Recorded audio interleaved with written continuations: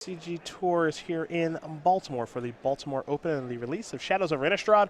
And we're going to watch our last match here between Femi Badmos and Kevin the Daddy Jones. That's the daddy to you. How does one get a nickname like that? It's self-given. Oh. Which is truly impressive, isn't it? Because to give yourself a nickname and then to have it stick is really impressive. Yes. Especially one as ridiculous. Is it ridiculous? Ridiculously good. Yeah. Kevin got to search for a disgusting white bordered land. We are underway here. That's barely a magic card. We are underway here in round number 9. I apologize to our viewers at home. A Jace here for Femi. He'll cut Kevin's deck from the Evolving Wilds. And it's turn number 2 here. I didn't even know you could get lands like that anymore. Oh my goodness, this forest. Ugh. Do we have another match? We're going to bring you. This is a lot to take on. Sylvan Advocate here from Kevin. It's just hard in the eyes for the viewers, I think. People claim they play white bordered lands because they're easy to find when you're searching. Whatever. It's not a good reason. Here's a painful truth. Yeah, not good enough. No. All right. Femi's going to take a lot from this, but very powerful, especially on this board. Yeah, he's on the play. He already has Jace on the board. It's going to give him a little more card selection when he starts looting with Jace. And the Bant decks don't come out super fast, so he doesn't feel like he's under a ton of pressure yet. They don't come out super fast, but they can keep pace with a deck like this. We saw this a little bit earlier when Shaheen played against Jim Davis. Yeah, the turns 4 through 6, when they start doing things like this, they can pull ahead very fast. Reflector Mage is here, looking to bounce Jace. Femi's going to activate his Jace. He'll draw and discard here. And then that Jace is going to go back to the grip. Now, you might think, how good is a card like Reflector Mage in this matchup? A little bit better than you think. Being able to slow down Jace is actually pretty important. Yep. Now, here comes Sylvan Advocate for 2. Note that we saw this Bant Company deck a little bit earlier today from Jim Davis, the current Players Champion. And Jim, working with Kevin, the Jessups, and some other friends from the Long Island, New York area. It looks like Kevin is actually the one who kind of came up with this deck that they're both having success with. And it looked good when we saw it earlier. Yeah, it really did. Tireless Tracker. That card's the real deal. A real all-star in that deck. It's a Port Town, reveal Sunken Hollow. What's the follow-up here for Badmos? It's a Languish. That'll clear up everything. And this is important for him to deal with the threats as they come along and not try to have a Languish be a 4-for-1 or a 5-for-1. You know, just he's got plenty of card advantage in his deck. He's going to look at lots of cards. He has Jace. He has some counter spells. Don't get too far behind. Kevin might be thinking Jace, maybe Nissa here. Tough to say. I think he's going to go with Nissa. That will allow him to search up a forest. Another beautiful land coming. Oh, hopefully it's black-bordered. Ugh. There's basic forest. And now he's going to go get himself an Evolving Wilds. That's the land he's going to search up, which means another beautiful land. Yeah. Yeah. Basic Plains, the weapon of choice. I'm going to have to talk to Kevin about this after the match. This might be on purpose to put us on tilt here in the booth. It's working. Yeah. Badmos will be moving to his turn. It's his 5th turn of the game. I'm nearly falling out of my chair. I am that tilted. That's your only good pun of the day, by the way. Well done. Here's a Sunken Hollow. You know, if at first you don't succeed, yep, try 10 more times. That's right. don't stop. Here is Jace. It is back. Was bounced earlier by a Reflector Mage. Now we head back Jones's way. Looks like he does have a copy of Silk Wrapped in hand.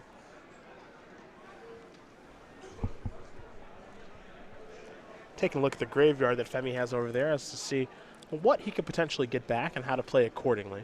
First things first here for Kevin, he's going to start by playing a forest. Might be thinking Jaroka's Command, but right now he's thinking Nissa's going to come into the red zone. I don't think that was, I'm not sure what the card was that we saw, but I don't think it was a Silk Wrap. No Silk Wrap? Okay. There's a Grasp of Darkness.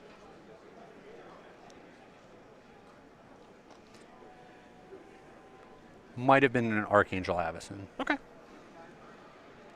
Archangel Avacyn, not very good right now.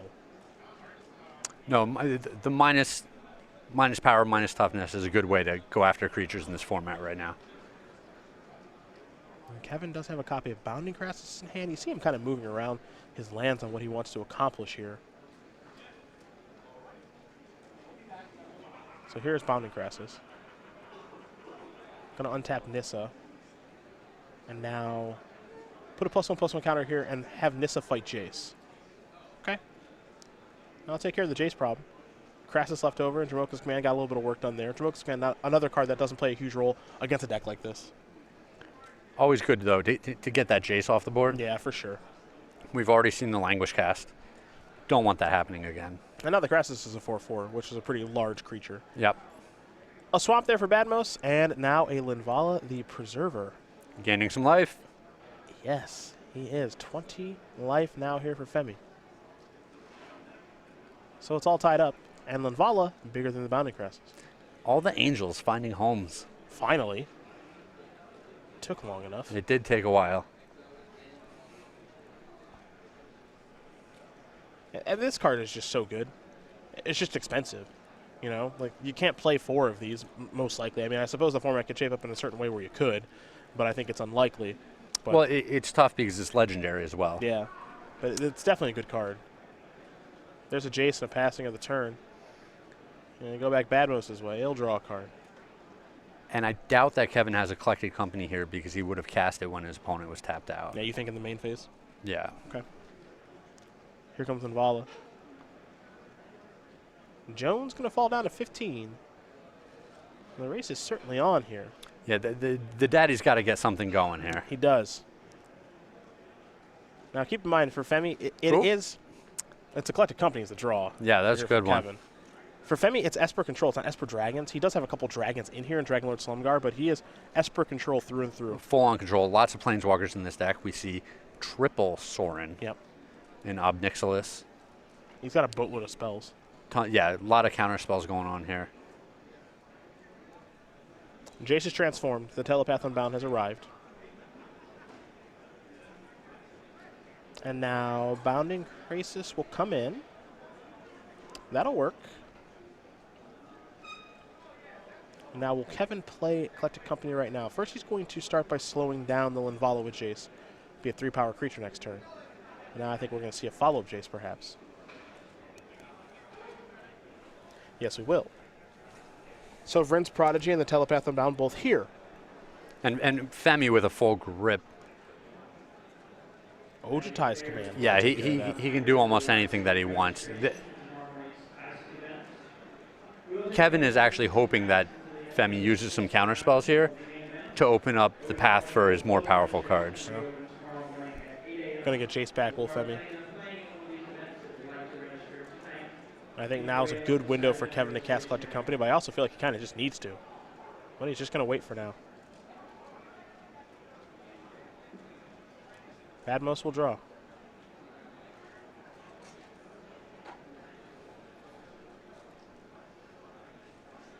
Yeah, I think I agree with you. I think I would have just fired off the Collected Company there, gotten a much more significant board presence onto the board, and that was the time when Femi is least likely to have a counterspell in his hand. Linvala's going to bring Jace down to 3. A Shambling Fence is the land there for Badmos. And I think that's it for his turn. Jones is going to try a copy of Collected Company, and a Void Shatter? He's going to take care of that and exile it? It exiles it, so Jace can't even cast it again. That's good. That's just good deck building. And one of the things that we've realized over the course of our 9 rounds of action here, there are a lot of exile effects. Lots. Like a lot. Declaration Stone, Void Shatter. There's a ton. I can't even think of them all. And I think that's actually going to play a pretty big role in how Jace is used. Anguished Unmaking. Yep, that's another one. And then all the white enchantments, exile. Yep, Silk Wrap, Stasis Snare. Yeah. There could secretly be a lot of easy ways to process. Yes. Honestly. Yep. Well, we saw some of the early black-white decks that were on camera have Wasteland Strangler. We didn't see any come up during the games, but they were playing 2 or 3 copies of Wasteland Strangler because it's almost a free effect from them. We see Femi with a very heads-up block here. He's going to, quote, chump block with Jace, but then he's going to activate it so it transforms into the Planeswalker. Yep. Feels like Femi's in the driver's seat right now. Yeah, Kevin, not a lot of cards, not the most significant board presence. I'm having some real issues just dealing with Linvala. That's the other thing.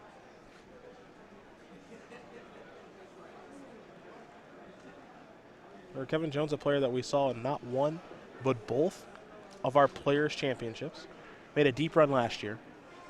A top 8 finisher. He has a lot of solid finishes. Yeah. And what he's thinking about here is deploying Archangel Avacyn right now when he hopes that Femi doesn't have a counter spell or a removal spell, and then shrinking Jace to flash back the command, Jamoka's command.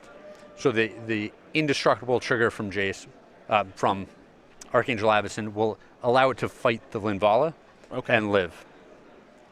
There's a Port Town. It's going to enter the battlefield tap. No basic to reveal. Which is either good or very bad for Kevin. Tough to say. If he's not revealing a basic, well, that means he probably has all spells in hand. Yeah. Here comes the Shambling Vent, perhaps. And now the beatdowns. It appears both are going to go after Jace. Maybe now it is time for that Archangel Avacyn.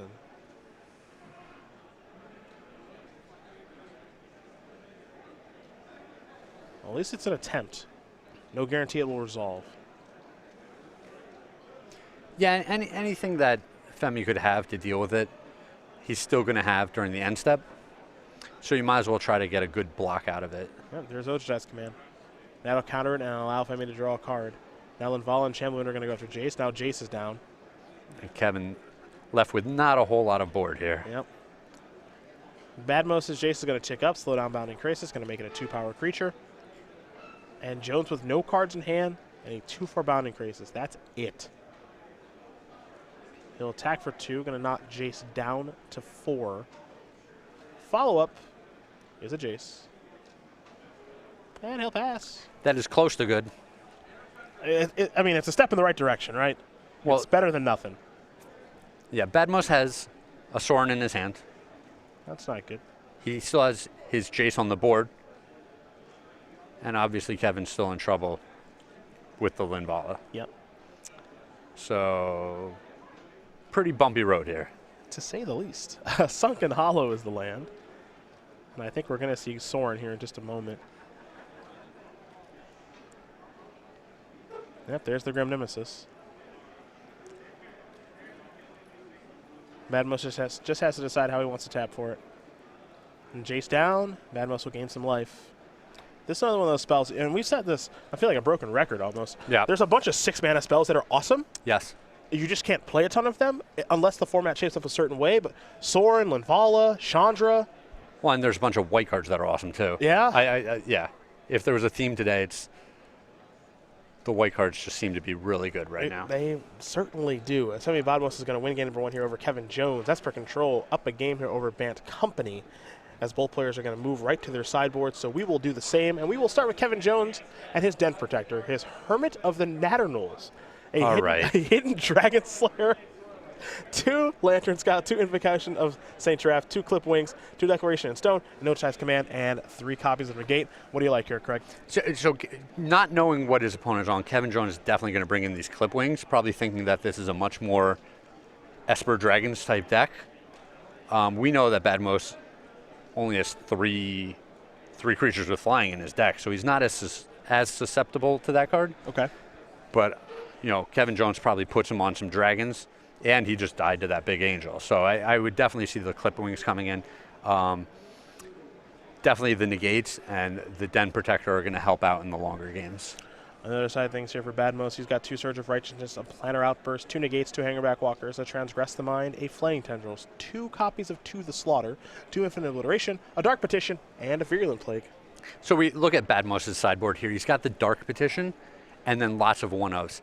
And it's interesting because that Dark Petition serves as the extra copy of a lot of these cards that he might want in certain situations, but he doesn't want to draw redundant copies of throughout the game. So a card like Virulent Plague, the first one's very good.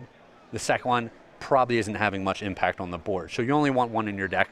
You put a card like Dark Petition in your sideboard, it's like you have 2 that you can draw, but you're only ever going to have 1 in play. Makes sense. That being said, the cards that I can see him bringing in, the Transgress the Mind seems good against Kevin's deck. Almost all of his cards cost 3 or more. Okay. It's possible he'll want the Negates. He knows his opponent has blue cards, and he's going to bring in some of his own counter spells. Okay. So fight that counter war. And outside of that, a lot of these cards, Planar Outburst seems like a very good one. I think it's okay. I mean, I don't want to say it's slow. I mean, I don't know how much value it's going to get. It's definitely slow, but Kevin needs to be the aggressors, and he's going to be the person who has more creatures on the board. Sure. Well, there are the options there for both players as they will sideboard and shuffle up. So we will take a moment to talk about a very popular promotion with Star City Games, thanks to you guys at home, of course, for StarCityGames.com Game Night, where every month we bring you new exclusive tokens and pins, and then we turn them into play mats and sleeves and player bundles for you. For the month of April, and you may have seen us wearing these in the booth, we got our good friend the Slobbering Mile Driver. I love these. Yeah, me too. This is one of the most fun parts of my job. I just get to see what the artists put together. Well, in the and office. to me, the key to these, they have to be so well done. Yes. Otherwise, they're just terrible. Absolutely. But you guys execute, and they're so well done. I can't take credit. That's all brand, my friend. Ray Sure. Dill and his team. I don't. Star City. Yes. Star City As a whole. executes. Yeah. For May, we've got Manatiri Mentor, and for the month of June, the new one, it's the Otter Spell.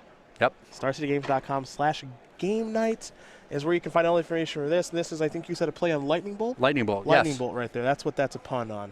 Otter Spell is a pun on StarCityGames.com/Game Night, where you can find out ways to pick up Otter Spell, Mandatory Mentor, Our Slobbering Mile fans, Driver. our fans at home might not watch a whole lot of like the Nature Channel or things like that, but otters love lightning. I understand. Thank you. We'll learn a little bit more Yeah. about Kevin Jones right now before we watch him play game number 2, see if he can even things up. The 28-year-old from Kingstown, New York. He's got 8 open top 8s, 1 open win. He got the job done with a very powerful Mantis Rider deck many moons ago. Wouldn't surprise you given his history. Yeah. The Eternal Weekend Legacy champion with Blue Red Delver a little while ago. Played college tennis at Pace University as a walk-on after teaching himself how to play. And I'll tell you what, he's built a pretty nice deck here. Yeah. Now, win or lose this match, first of all, he's in day 2.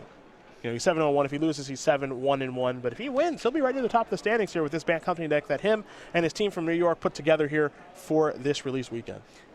And he's got to be feeling good being on the play in this game. I would hope so. That's here's a Sylvan Advocate. We'll go Badmos this way. Badmos with a very dominant performance in game number 1. Made it look pretty easy. We'll see if he can do that yet again. There's a Swamp. This is a Declaration in Stone. Kevin, you're going to get a clue. And we see Badmos doing what he did in game 1, where he's dealing with the threats as they come along. He's not trying to be super greedy. He just doesn't want to fall too far behind. That's... Ooh, I love this card. The Duskwalker. I love it. You see Femi's going to take a look at it. Duskwatch Yeah, the Recruiter. Yeah, the Duskwatch Recruiter. This is one of my favorite cards from this set. I think it helps out. I think it helps green out immensely. And I just like the play patterns it has. Yes. A lot to like about this. Yeah, the abilities line up in a very synergistic way. Port Town is here. A reveal for the Shadowland is a Prairie Stream, which is a battle land. What's next here for Femi Badmos? He's going to take a look at the Recruiter one more time. What happens if it flips? Well, we can tell you that. It turns into Colin Horde Howler, a 3/3 creature spell you cast costs 1 less to cast. And in a deck that plays piles of 3-cost creatures, having 4 mana and your creatures cost 1 less going into the next turn is pretty big. Another exiling effect that's Anguish Unmaking here by Femi Badmos. Going to take care of that for good. We'll have to lose 3 life to do it, but probably worth it. Yeah, probably the right decision. Let's see what's next here for Kevin. He was hoping that would live, I'm sure.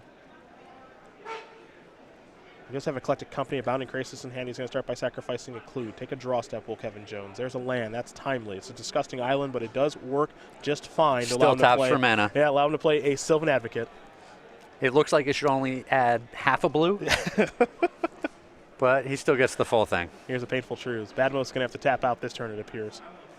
I'm going to draw a couple of cards here. Let's make it 3 to be exact, at the cost of 3 life.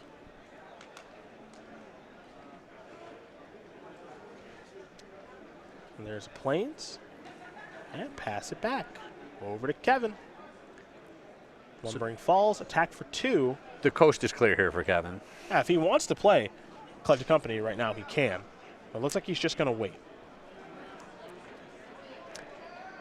I can kind of see waiting there, this is not the turn that you want to get hit with Languish for multiple threats. Okay. Especially when next turn, if he makes another land drop, his Sylvan Advocates are going to be out of Languish range. So there's a reason to be more cautious in that situation. Yeah, I agree.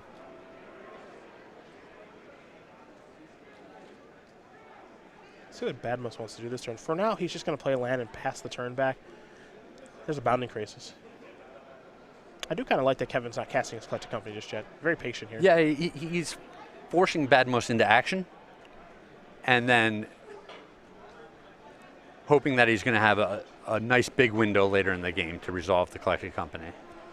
Well, Oshai's Command is going to take care of Bounding Crisis. He's going to pick another mode. Yeah, I think he's... Well, we'll see if he wants to gain life or draw a card, honestly. It's actually pretty close. Yeah. Well, you saw him check the graveyard just in case, maybe there's a dude hanging out in there. Perhaps Jason's Prodigy in the graveyard, but it's not. Lumbering Falls, yet again here for Kevin. He's playing a lot of those this weekend, by the way, 4 of them. Pretty good with the Advocate. Yep. Now, Advocate is a 4/5 at this stage. And Kevin actually has a copy of Oshai's Command of his own in hand. And the Lumbering Falls is a 5/5. So Kevin wondering, do I want to fire up the falls, get in there for the maximum damage? Do I want to fire off this Collected Company? Do I want to sit on this command? And he goes with attack for the max. Do you get 9? Pass the turn back, make you react? Yeah, I think it's actually a pretty good spot to get in for 9. 9 is a little bit of damage. Yeah. This will absolutely change the way that Badmos has to play his turns. Badmos does have a Void Shatter in hand right now. He'll start by playing a Port Town, reveal Prairie Stream.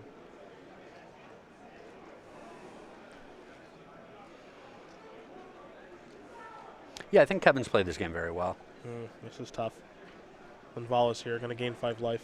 Going to gain 5 life, but that's not the end of the world. He didn't get the extra creature out of it. And with Reflector Mage and Collected Company, Kevin's going to get to really come onto this board.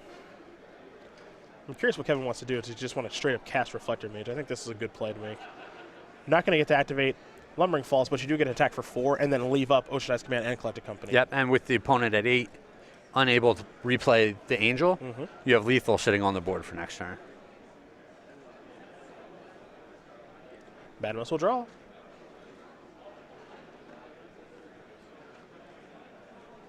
Painful Truths in hand. Not the time to be casting that. There's the Prairie Stream finally. No, so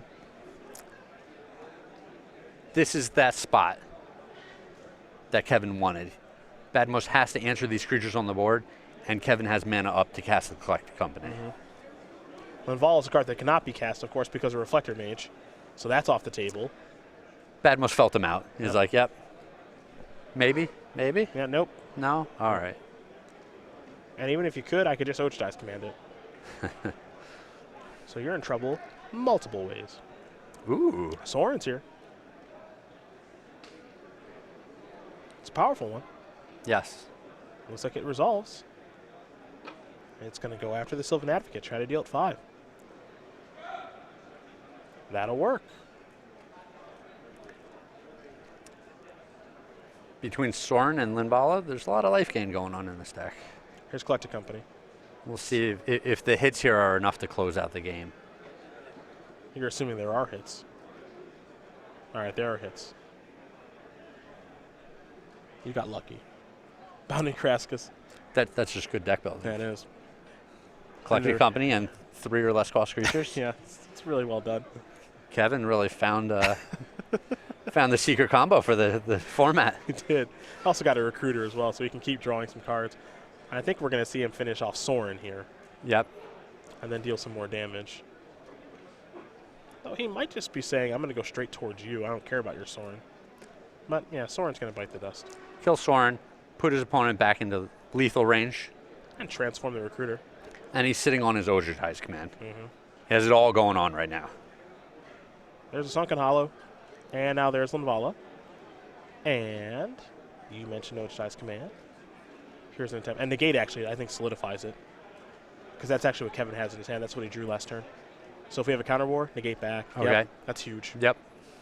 And that is going to do it. Kevin Jones is going to win game number 2 here against Femi Badmos. Bant Company, as per control, getting ready for The third and final game of the weekend here for SCG Live. And Sylvan Advocate was the key there. Yes. It came down early. It's very cheap. It grew to be a bigger threat that had to be dealt with. It dealt a lot of damage that game. It enhanced the creature land, did it all. Yep. Just a little bit of early pressure, get the ball rolling, Yep. and then knock you over. That's the big plan. And it worked out just fine for Kevin Jones. So we take a look at the sideboards here one more time. Get you an idea what these players are working with here. So you see for Femi, he's got that Planner Outburst. We think that might be in the deck. We know Negate's in the deck right now.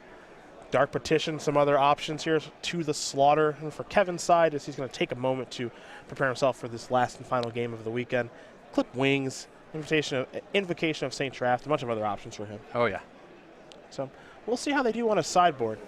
So in the meantime, we are going to inform you guys about Grand Prix Charlotte. Modern Weekend will be taking place. We'll have Channel Fireball hosting one Grand Prix. Star City Games will be hosting one in Charlotte. You can find out about both Grand Prix right now.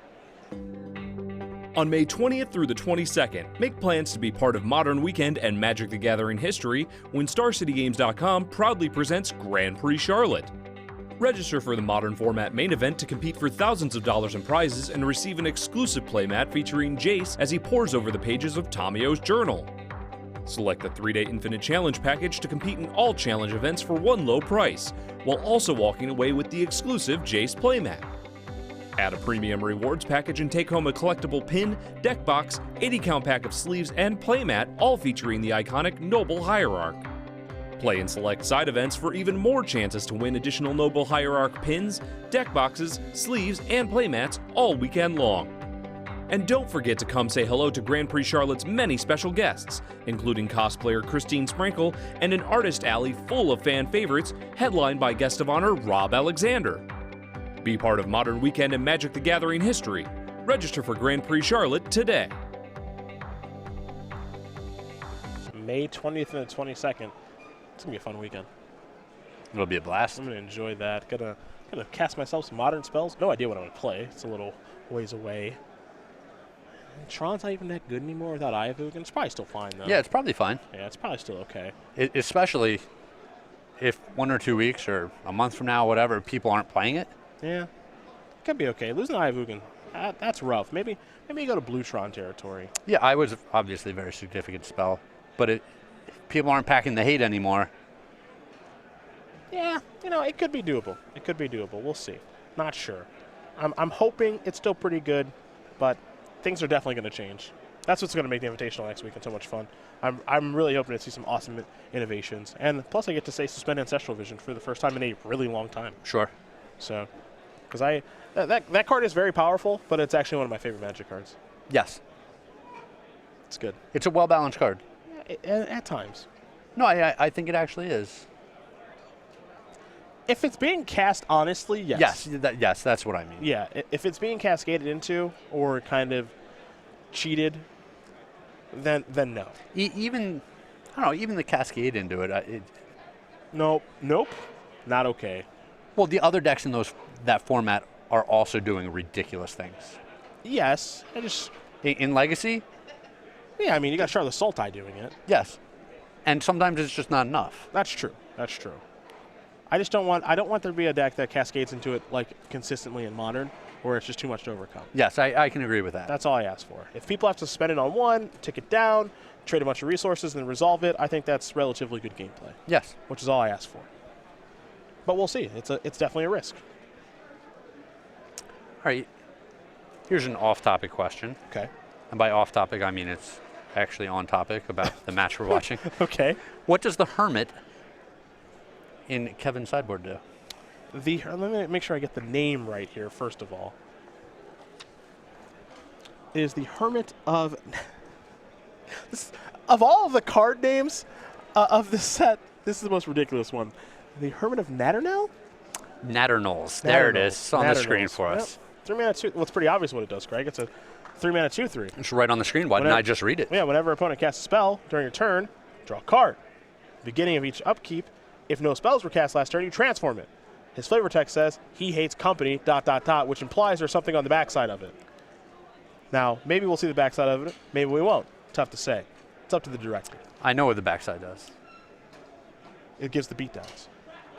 That's what it does. That's not the backside No, of it. it's not. See? I was just checking to make sure you knew which one it I actually was. appreciate that. You keeping me on my toes.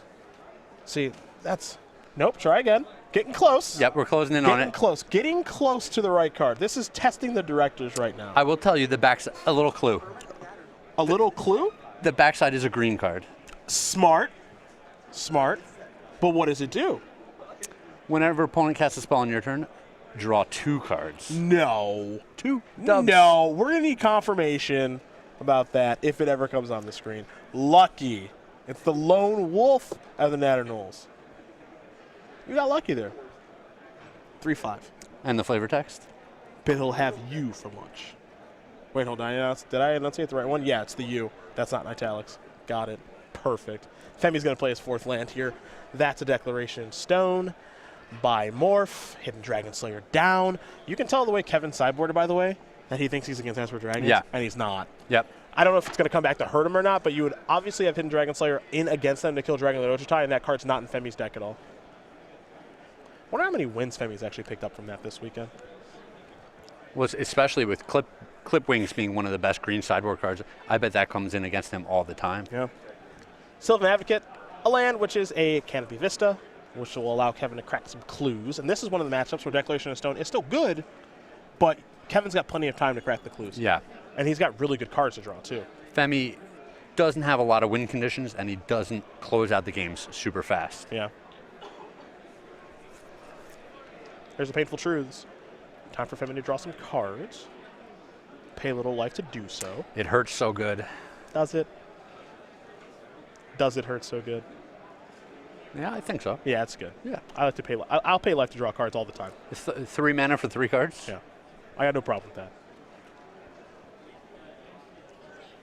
That card has seen some legacy play. It's a really good card. Yeah. The Advocate in for 2. That's number 5 for Kevin, by the way. Yeah, another turn. That Advocate will go Super Saiyan for us here. You'll note a lot of the cards that we've seen this weekend, I think, especially from the green decks, like Languish is good against them, but it's not the end-all be-all. Yeah. Which I think is kind of interesting from a deck building perspective. You know, I don't want to say never, but I don't think we're going to see a 4-mana like Wrath of God, Planner Cleanse, or Day of Judgment-esque effect. Sure, Damnation. Yeah, stuff like that. I don't think we're going to see that anymore. And Languish is really close, but you know, a lot of the time it's not going to kill Sylvan Advocate. It's close, but it's so far. Yeah. You know? Yeah, when it doesn't do it, it does not do it. Well, and we've seen Kevin seems to understand the matchup. He knows he only needs 1 or 2 threats on the board, force his opponent to react to them, and then deploy 1 or 2 more threats. Choked Estuary was the land there for Badmos, post Painful Truths.